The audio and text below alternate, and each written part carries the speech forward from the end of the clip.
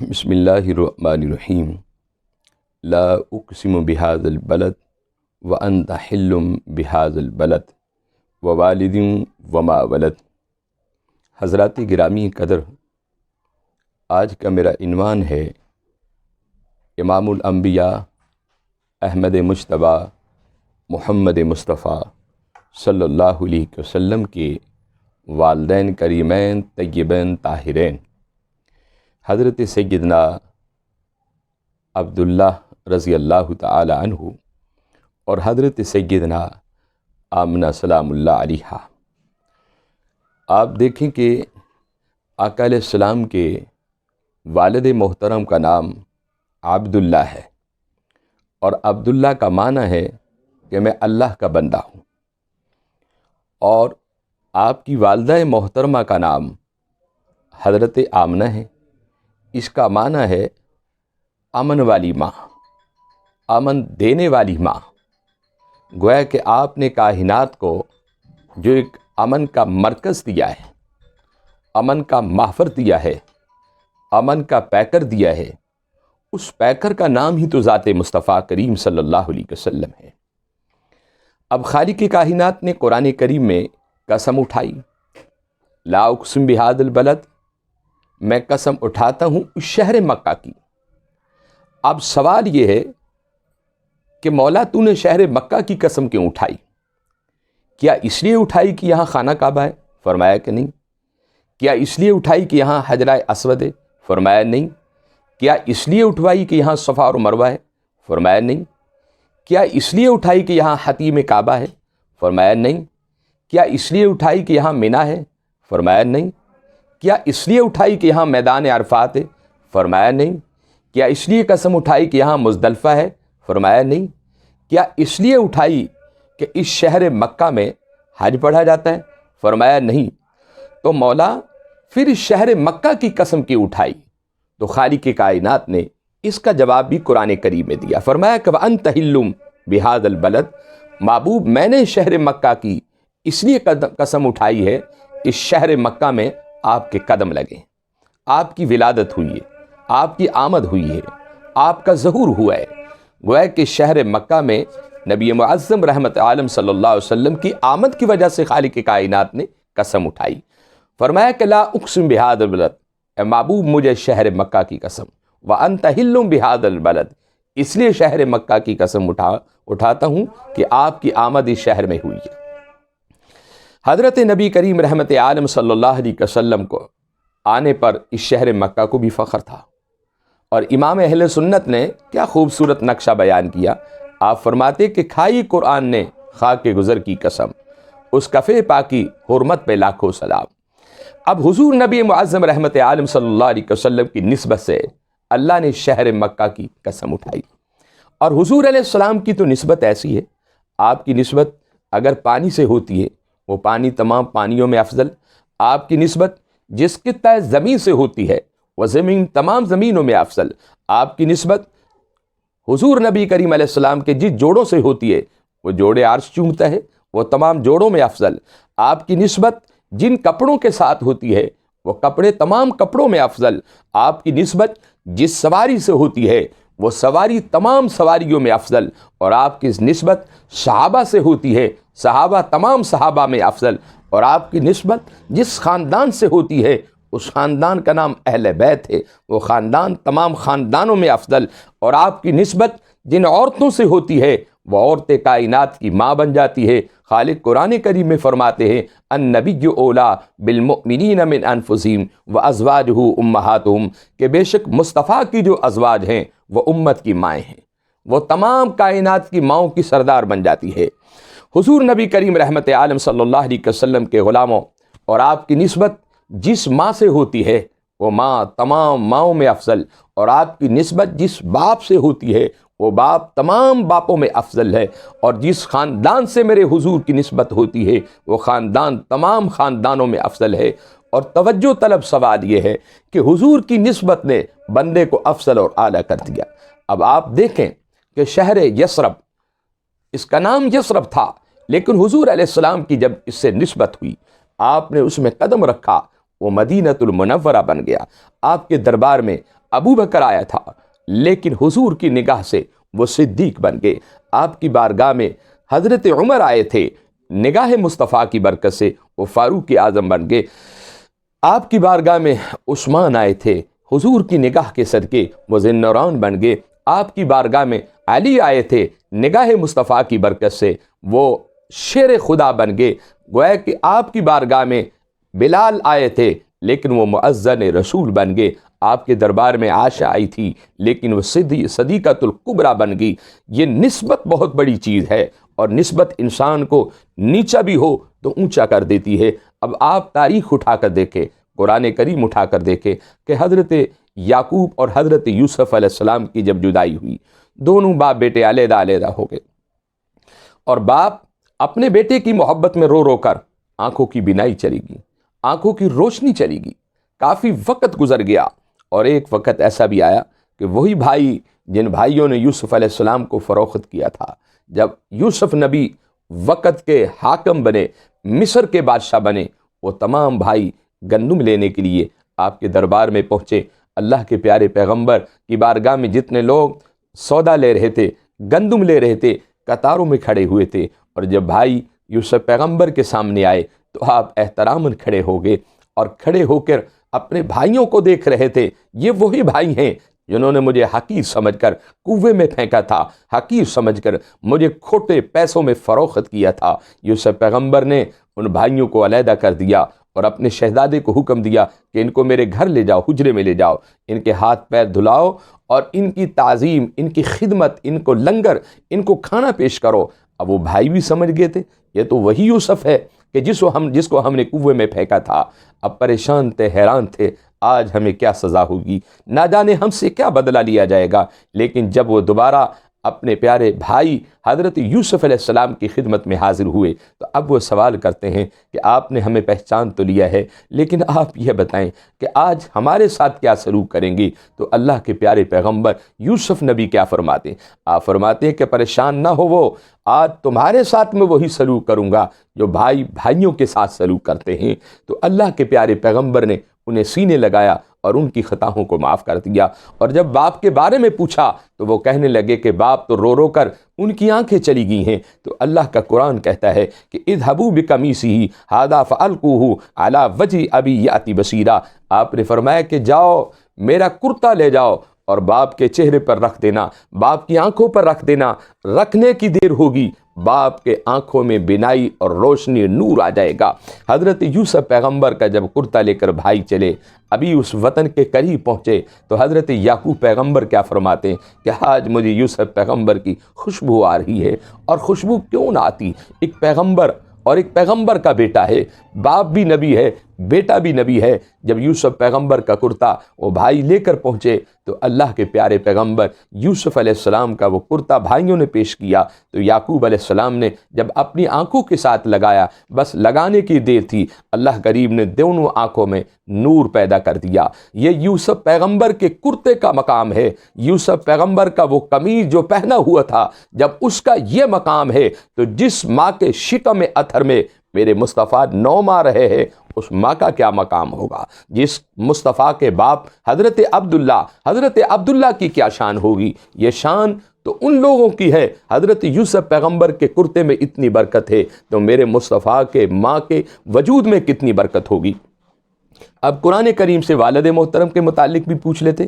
قرآن کریم کہتا ہے ووالد وما ولد، مجھے قسم ہے آپ کے والد کی اور قسم ہے مجھے مولود کی۔ اب خالق قسمیں اٹھا رہا اپنے محبوب کے والد گرامی کی، کسی کفار کی نہیں، کسی مشرک اور یہودی کی قسمیں نہیں اٹھا رہا، بلکہ خالق تو ایک مسلمان والد کی قسم اٹھا رہا ہے۔ ووالد وما ولد، مجھے قسم ہے محبوب آپ کے والد کی اور مولود کی۔ اب سوال یہ ہوتا ہے کہ قسم اس کی اٹھائی جاتی ہے کہ جو سر سے لے کے پیروں تک پاک ہو، جس کا وجود پاک ہو، جس کی آنکھیں پاک ہو، جس کا جسم پاک ہو، جس کا ہاتھ پاک ہو، جس کا پیر پاک ہو۔ محبوب کائنات صلی اللہ علیہ وسلم کے بارے میں تفسیر مظہری نے جلد نمبر 10 میں لکھا ہے کہ حضرت آدم علیہ السلام سے لے کر حضرت عبداللہ تک جتنی بھی پشتوں سے میرے مصطفیٰ کا نور گزرا ہے وہ تمام پشتے مطہر، طیب، کریمین اور پاکیزہ تھی۔ حضور نبی کریم رحمت عالم صلی اللہ علیہ وسلم کے والد گرامی مسلمان تھے اور ایک پاک اور نیک سیرت انسان تھے۔ اب اللہ رب العزت کے قرآن نے ایک اور جگہ فرمایا وَتَقَلُّبَكَ فِي السَّاجِدِينَ، اے محبوب میں دیکھتا رہا جن ساجدین کی پشتوں سے تو گزر رہا تھا، اے محبوب میں تجھے دیکھتا رہا جن ساجدین کے وجود سے تو گزر رہا تھا۔ اس سے مراد کیا ہے؟ آقا علیہ السلام کا نور اطہر ہے کہ حضور علیہ السلام ہمیشہ پاک پشتوں سے گزر کر پاک رحموں کی طرف آئے تھے۔ آقا علیہ السلام کی اس ماں پر بھی سلام ہے جس نے مصطفیٰ کو جنم دیا ہے۔ آقا علیہ السلام کے اس باپ پر بھی سلام ہے جس نے مصطفیٰ کریم صلی اللہ علیہ وسلم جیسے شہزادے اللہ رب العزت سے مانگ کر لیا۔ حضرت امام فخر الدین رازی رحمۃ اللہ علیہ نے اپنی تفسیر کبیر میں بھی یہ لکھا ہے، آپ فرماتے کہ حضور علیہ السلام کا جو نور پاک تھا وہ پاک پشتوں سے منتقل ہوتا رہا اور پھر پاک رحموں کی طرف آیا، اور حضور علیہ السلام کا پورا خاندان مسلمان تھا۔ اور ایک مقام پر آقا علیہ السلام نے کیا خوبصورت اپنی حدیث پاک اپنے جملے فرمائے کہ ان اللہ اصطفیٰ کنانہ من ولد آدم، بے شک اللہ تعالیٰ نے اولاد اسماعیل سے کنانہ کو چنا، بے شک اللہ تعالیٰ نے اولاد اسماعیل علیہ السلام سے کنانہ کو چنا۔ پھر فرماتے ہیں اصطفیٰ قریش من کنانہ، آقا علیہ السلام نے فرمایا کہ اولاد کنانہ سے قریش کو چنا، اولاد کنانہ سے قریش کو چنا۔ پھر فرماتے وصطفانی من بنی ہاشم، اور پھر بنی ہاشم سے مجھے چنا۔ یہ مسلم شریف کی حدیث رسول ہے۔ آقا علیہ السلام فرماتے معلوم ہوا کہ اللہ رب العزت نے میرے مصطفیٰ کو بھی چنا اور مصطفیٰ کے والد کو بھی چنا اور مصطفیٰ کریم کی والدہ محترمہ کو بھی چنا ہے۔ اور ایک حدیث رسول میں آتا ہے، آقا علیہ السلام نے ایک مقام پر فرمایا کہ لوگوں، میں جتنے بھی پشتوں سے منتقل ہوا وہ تمام پشتے ساجدین تھی، وہ اللہ کو سجدہ کرنے والی تھی، وہ اللہ رب العزت کی عبادت گزار تھی۔ اور اللہ کی عبادت وہی کرتا ہے جس کا من بھی صاف ہو اور جس کا تن بھی صاف ہو، جس کا وجود بھی صاف ہو، جس کا دل بھی صاف ہو، اسے ساجدین کہتے ہیں۔ معلوم ہوا کہ حضور علیہ السلام کے والدین کریمین طیبین طاہرین تھے۔ اگر کوئی ان کی ذات پر شک کرتا ہے، شبہ کرتا ہے، وہ بے ایمان ہے، مرتد ہے۔ قرآن کریم میں ایک مقام پر اور کیا فرمایا رب العالمین نے؟ فرمایا کہ ما کان ابراہیم یہودیًا ولا نصرانیًا ولکن کان حنیفا مسلما، یہ سورہ آل عمران ہے۔ خالق کائنات نے فرمایا کہ حضرت ابراہیم علیہ السلام نہ تو یہودی تھے اور نہ ہی نصرانی تھے، بلکہ ہر باطل سے وہ الگ رہنے والے تھے، بلکہ مسلمان تھے۔ حضور علیہ السلام کا سلسلہ جو ہے وہ نسب جو ہے وہ ابراہیم نبی سے ہے۔ اور خالق نے ابراہیم پیغمبر کے بارے میں فرمایا کہ نہ تو وہ یہودی تھے اور نہ ہی وہ نصرانی تھے اور نہ ہی وہ باطلوں میں رہنے والے تھے، وہ تو مسلمان تھے۔ معلوم ہوا کہ جب میرے آقا کی جد مسلمان ہے، آقا علیہ السلام کا حسب اور نسب جو ہے پاکیزہ ہے، مطہر ہے، مکمل ہے، اس پر ہمیں شک و شبہ نہیں کرنا چاہیے۔ آؤ ایک اور حدیث پاک میں آپ کی خدمت میں پیش کرتا ہوں، اور اس حدیث پاک کو بہت سارے محدثین نے، حافظ ابو بکر الخطیب، ابو عبداللہ قرطبی نے، امام طبرانی رحمۃ اللہ علیہ نے، اور شیخ عبدالحق محدث دہلوی نے اشاۃ اللمعات کے اندر یعنی شرح مشکات شریف کے اندر اس حدیث پاک کو لکھا۔ حضرت ام المومنین حضرت عائشہ بنت صدیق اکبر رضی اللہ تعالی عنہ، آپ کہتے ہیں کہ حضور علیہ السلام جب حجۃ الوداع سے فارغ ہوئے تو آقا علیہ السلام مجھے حجون کے قبرستانوں میں لے کر چلے گئے۔ حضرت عائشہ کہتی ہیں کہ جب حضور علیہ السلام نے حج سے فارغ ہوئے تو آپ سیدھے مجھے حجون کے قبرستانوں میں لے کر چلے گئے، اور میں دیکھ رہی تھی حضور علیہ السلام کے چہرے پر اداسی تھی اور آپ پریشان تھے، اور آپ کے چہرے پر آپ کی زلفیں بکھری ہوئی تھی۔ آقا علیہ السلام نے جب قبرستان آئے تو مجھے حکم دیا کہ یہاں ٹھہر جاؤ۔ حضرت ام المومنین عائشہ بنت صدیق اکبر کہتی کہ میں باہر ٹھہر گئی، اور حضور علیہ السلام پریشانی کے عالم میں اندر تشریف لے گئے، اور کچھ دیر کے بعد جب واپسی آئے تو میں نے دیکھا کہ حضور علیہ السلام کا چہرہ چمک رہا تھا، نور علی نور کی شائیں آپ کے چہرے سے نکل رہی تھی۔ تو میں بڑی خوش ہوئی کہ آقا جب تشریف لے گئے تھے تو آپ پریشان اور اداس تھے، اب واپسی آئے ہیں تو حضور علیہ السلام کے چہرے پر مسکراہٹ ہے۔ آقا علیہ السلام سے میں نے سوال کیا کہ یا رسول اللہ صلی اللہ علیہ وسلم کہ میرا ایک سوال ہے، میرے ماں باپ آپ پر قربان ہو جائیں، میں یہ پوچھنا چاہتی ہوں آپ پریشان کیوں تھے اور آپ چہرے پر مسکراہٹ ہے، یہ خوشی کے بارے میں پوچھنا چاہتی ہوں۔ آقا علیہ السلام نے فرمایا کہ میں اپنے ماں باپ کی قبروں پر کھڑے ہو کر میں نے اللہ سے التجا کی تھی، اے اللہ میرے والدین کو زندہ فرما دے۔ اللہ رب العزت نے میرے والدین کو زندہ کر دیا، اور جب وہ قبر سے باہر تشریف لائے تو میں نے انہیں کلمہ شہادت پڑھایا، اور کلمہ شہادت پڑھنے کے بعد وہ دوبارہ اللہ رب العزت کے حکم سے واپس چلے گئے۔ تو میں خوش اس لیے ہوں کہ اللہ رب العزت نے میرے ماں باپ کو جنت الفردوس میں اعلیٰ جگہ عطا کر دی۔ اور حضرت عبداللہ حضور کے صحابی بنے، جس کو حضور کلمہ پڑھائے وہ یقیناً حضور کا صحابی ہوتا ہے۔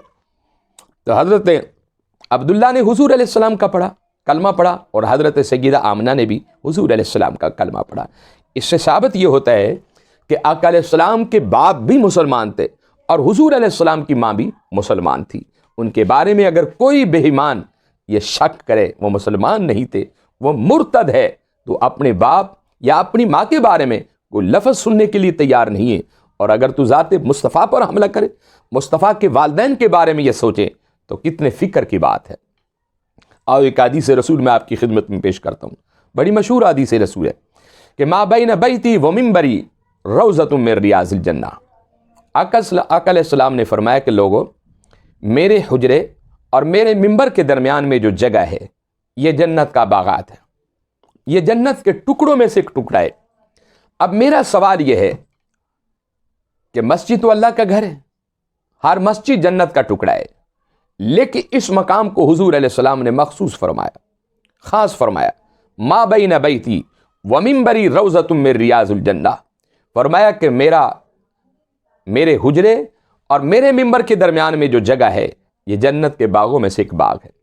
آپ بھی آج دیکھتے ہیں کہ جتنے لوگ عمرہ شریف کے لیے جاتے ہیں یا حج کرنے کے لیے جاتے ہیں، وہ ریاض الجنہ میں نوافل ادا کرتے ہیں، اور وہ یہ سعادت سمجھتے ہیں کہ اس کو حضور نے جنت فرمایا، اور جس کو حضور جنت بنائے یقیناً وہ جنت ہے۔ اور آج بھی ہمارے مسلمان بھائی ریاض الجنہ میں کوئی 2 رکعت نفل پڑھتا ہے، کوئی 4 پڑھتا ہے، کوئی 6 پڑھتا ہے، کوئی نماز فجر پڑھتا ہے، کوئی ظہر پڑھتا ہے، کوئی عصر پڑھتا ہے، کوئی مغرب پڑھتا ہے، کوئی عشاء پڑھتا ہے، اور وہ یہ سعادت سمجھتا ہے کہ میں اللہ کی جنت میں، حضور کی جنت میں نماز پڑھ کے جا رہا ہوں۔ تو آقا علیہ السلام کی یہ جنت کیوں بنی؟ اب میرا سوال یہ ہے کہ روضۃ من ریاض الجنہ، کہ ریاض الجنہ جنت کیسے بنی ہے؟ مفسرین محدثین نے لکھا ہے کہ جنت اس لیے بنی ہے کہ حضور علیہ السلام جب ازواج مطہرات کے حجروں سے نکلتے خطبہ دینے کے لیے اور منبر رسول پر تشریف لاتے، تو آقا علیہ السلام اس جگہ سے گزرتے تھے، جاتے بھی تھے اور واپس بھی آتے تھے۔ اس سے معلوم یہ ہوتا ہے کہ جہاں حضور کا قدم لگتا ہے، جہاں حضور قدم لگا دے، جہاں حضور اپنا منبر بنا لے، وہ جگہ جو ہے وہ جنت کا ٹکڑا بن جاتا ہے۔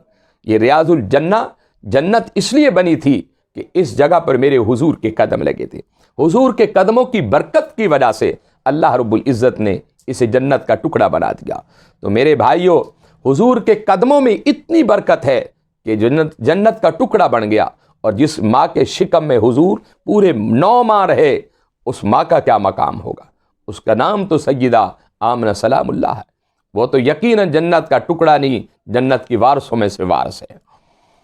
دوسرا سوال، حضرت علامہ جلال الدین سیوطی رحمۃ اللہ علیہ نے، بہت بڑے ایک محدث گزرے، اور آپ نے دیکھا کہ حضرت علامہ جلال الدین سیوطی رحمۃ اللہ علیہ نے تفسیر در منشور لکھی، تفسیر جلالین شریف لکھی، حدیثوں کا مجموعہ لکھا۔ ایک روایت میں آتا ہے کہ 2 لاکھ احادیثوں کے آج حافظ تھے حضرت علامہ جلال الدین سیوطی رحمۃ اللہ علیہ۔ اور حضرت مولانا جلال الدین سیوطی رحمۃ اللہ علیہ کون تھے؟ ان کے بارے میں روایت میں آتا ہے کہ 75 مرتبہ بیداری حالت میں علامہ جلال الدین سیوطی رحمۃ اللہ علیہ نے مصطفیٰ کا دیدار کیا تھا، حضور علیہ السلام کا دیدار، جاگتے ہوئے دیدار کیا تھا۔ انہوں نے 9 کتابیں لکھی، اور 9 کتابوں میں سے 6 کتابیں ایسی تھیں جن میں حضور کے والدین کا تذکرہ کیا، جن میں حضور کے والدین کے ایمان کا مکمل آپ نے ذکر اور تذکرہ کیا ہے، اس ذات کا نام ہی علامہ جلال الدین سیوطی رحمۃ اللہ علیہ ہے۔ اور اسی طرح حضرت علامہ اسماعیل حقی نے تفسیر روح البیان کے اندر بھی والدین مصطفیٰ کے ایمان کا تذکرہ، اسی طرح حضرت امام عبد الباقی نے زرقانی شریف کے اندر بھی، اسی طرح علامہ ابن حجر مکی نے شرح حمزیہ میں، اسی طرح تمام محدثین نے یہ ثابت کیا ہے کہ حضور علیہ السلام کے والدین مسلمان تھے اور صحابیت کے درجے پر وہ فائز تھے۔ اور اسی طرح حضرت سیدنا عمر بن عبدالعزیز کے دور میں آپ کا ایک کاتب تھا۔ حضرت عمر بن عبدالعزیز کے اس کاتب نے کہا کہ میرا باپ تو کافر تھا، کیا رسول اللہ صلی اللہ علیہ وسلم کا باپ بھی کافر تھا؟ تو حضرت سیدنا عمر بن عبدالعزیز غصے میں آ گئے، اور غصے میں آنے کے بعد آپ نے حکم دیا اس کاتب کو کہ نکل جاؤ تم میرے دربار سے، تم میرے رسول اللہ کے والدین کی بے حرمتی کر رہے ہو۔ اسی طرح حضرت قاضی ابو بکر مالکی رحمۃ اللہ علیہ کے بارے میں بھی آتا ہے، وہ فرماتے ہیں کہ جو حضور علیہ السلام کے والدین کو مسلمان نہ سمجھے وہ کافر ہے اور لعنتی ہے، بے ایمان ہے۔ حضور علیہ السلام کے والدین مسلمان تھے اور صاحب ایمان تھے، اور اللہ رب العزت نے قرآن کریم میں فرمایا کہ والذین یؤذون اللہ ورسولہ لعنہم اللہ فی الدنیا والآخرہ، اور بے شک وہ لوگ جو اللہ اس کے رسول کو اذیت دیتے ہیں ان پر دنیا میں بھی لعنت ہے اور آخرت میں بھی لعنت ہے۔ اب اس سے بڑھ کر کیا اذیت ہوگی کہ آپ میرے مصطفیٰ کریم کے والدین کو یہ کہیں کہ وہ کافر تھے؟ بہت بڑی اذیت ہے۔ تو حضرت امام فخر الدین امام کبیر رحمۃ اللہ علیہ، امام فخر الدین رازی رحمۃ اللہ علیہ نے بھی تفسیر کبیر کے اندر لکھا ہے کہ حضور علیہ السلام کے جو والدین تھے وہ موحد تھے، توحید پرست تھے، بت پرست نہیں تھے، اللہ کی وحدانیت پر ایمان رکھنے والے تھے، اور وہ مسلمان تھے، مشرک نہیں تھے۔ بہت سارے بزرگوں نے یہی لکھا ہے کہ حضور علیہ السلام کے والدین مسلمان تھے۔ حضرت معاذ بن جبل رضی اللہ تعالیٰ عنہ کہتے ہیں کہ میں نے حضور علیہ السلام سے سنا کہ قیامت والے دن حافظ قرآن کے والدین کو ایسا تاج پہنایا جائے گا جس تاج کو دیکھ کر انبیاء اور اصحاب بھی فخر کریں گے۔ یقین کے والدین کو جو حافظ قرآن ہیں، اور جو صاحب قرآن ہوگا ان کے والدین کی کیا شان ہوگی۔ یہ تو دنیا میں حافظ قرآن کا ماں اور باپ کا مقام ہے نا، کہ انہوں نے اپنے بچوں کو قرآن پاک پڑھایا اور حافظ قرآن بنایا، اور جس کے سینے میں، جس کے قلب اطہر کے اوپر پورا قرآن پاک اترا ہوگا، اس محبوب کائنات کے والدین کا کیا مقام ہوگا، اس کے والدین کا کیا مقام ہوگا۔ اب ایک مثال میں آپ کی خدمت میں پیش کرتا ہوں کہ حضرت یونس علیہ السلام کے بارے میں آپ نے سنا، قرآن کریم میں پڑھا، تاریخ میں، تفسیر میں پڑھا کہ آپ مچھلی کے شکم میں 3 دن یا 3 رات رہے۔ بعض مفسرین نے لکھا کہ 40 دن یا 40 رات رہے۔ اب وہ مچھلی کو حکم مل گیا کہ تو جنتی ہے۔ اسے کیوں جنتی ہونے کا یہ لقب ملا؟ اس لیے کہ وہ پیغمبر کی خدمت کرتی رہی، یونس پیغمبر کو اپنے شکم میں لے کر دریا کے اندر پیتی رہی۔ یارو حیرت کا سوال تو یہ ہے، حضرت یونس پیغمبر کو جو مچھلی شکم میں لے کر پھرے وہ جنت میں جا سکتی ہے، اور میرے مصطفیٰ کی ماں میرے مصطفیٰ کو 9 ماہ تک اپنے شکم اطہر میں لے کر پیتی رہی، کیا میرے مصطفیٰ کی ماں جنت میں نہیں جائے گی؟ ایک مچھلی جنت میں جا سکتی ہے، کیا میرے مصطفیٰ کی ماں جنت میں نہیں جا سکتی؟ میرے مصطفیٰ کی ماں جنت کی ملکہ ہے، وارثہ ہے۔ اسی طرح ایک اور حدیث پاک آپ کی خدمت میں پیش کرتا ہوں۔ ایک مرتبہ حضرت ام المومنین عائشہ بنت صدیق اکبر سلام اللہ علیہا، آپ روٹیاں پکا رہی تھی، حضور علیہ السلام تشریف لائے۔ آپ نے حضرت عائشہ صدیقہ کے ہاتھوں سے پیڑا لیا اور اپنے ہاتھوں پہ رکھ کر آپ نے روٹی بنائی، اور جب آپ نے روٹی بنائی، روٹی بنانے کے بعد آپ نے تندور میں لگا دی۔ کائنات کی ماں کہتی ہیں کہ تمام روٹیاں پک کر باہر آ گئیں، لیکن جس پیڑے کو، جس آٹے کو حضور نے ہاتھ لگایا وہ اسی طرح رہا، اس کے قریب آگ نہیں آئی۔ اس سے ثابت یہ ہوا کہ اس پیڑے کے ساتھ نسبت میرے مصطفیٰ کی تھی۔ یہ تو دنیا کی آگ ہے، اگر پیڑے کو میرے مصطفیٰ کے ہاتھ لگ جائیں تو پیڑے کے قریب آگ نہیں آ سکتی، تو جس ماں کے پیٹ میں میرے مصطفیٰ 9 ماہ رہے اس ماں کے قریب آگ کیوں آئے گی؟ اور اسی طرح ایک اور حدیث پاک، حضرت انس رضی اللہ تعالیٰ عنہ حضور علیہ السلام کے ایک بہت پیارے صحابی تھے۔ آقا علیہ السلام کے پاس ایک رومال حضور رکھتے تھے، آپ چہرہ اس سے صاف کرتے، کوئی بھی معاملہ ہوتا آپ اسے ہاتھ صاف کر لیتے۔ وہ ایک دن میلا ہو گیا، آپ تشریف لائے اور حضرت انس کو کہا کہ انس یہ رومال لے جاؤ اور دھو کر لاؤ اور اسے خشک کر کے لاؤ۔ حضرت انس کہتے ہیں کہ میں نے جلدی سے اسے دھویا اور دھونے کے بعد میں اس کو آگ کے اوپر خشک کرنے لگا۔ وہ آگ ٹھنڈی ہو گئی لیکن رومال کے قریب نہیں آئی۔ اب توجہ طلب سوال یہ ہے، یہ دنیا کی آگ تھی نا، اور آگ کس لیے قریب نہیں آئی کہ اس رومال کو میرے مصطفیٰ صلی اللہ علیہ وسلم کے ہاتھ لگے ہوتے۔ جس رومال کو، جس کپڑے کو میرے مصطفیٰ کے ہاتھ لگ جائیں، اس کپڑے کے قریب آگ نہیں آ سکتی۔ تو جس ماں کی گود میں، جس ماں کے پیٹ میں 9 ماہ تک حضور رہے، اس ماں کے قریب کیوں آگ آئے گی؟ تو میرے بھائیوں، اپنا ایمان پختہ رکھو اور اپنا عقیدہ صحیح رکھو کہ میرے آقا علیہ السلام کے والدین مسلمان ہیں اور حضور علیہ السلام کے صحابی ہیں، اور حضور علیہ السلام نے انہیں کلمہ پڑھایا۔ اللہ رب العزت کی بارگاہ میں دعا ہے کہ مولا میری اور آپ کی حاضری قبول فرمائے۔ وآخر دعوانا الحمد للہ رب العالمین۔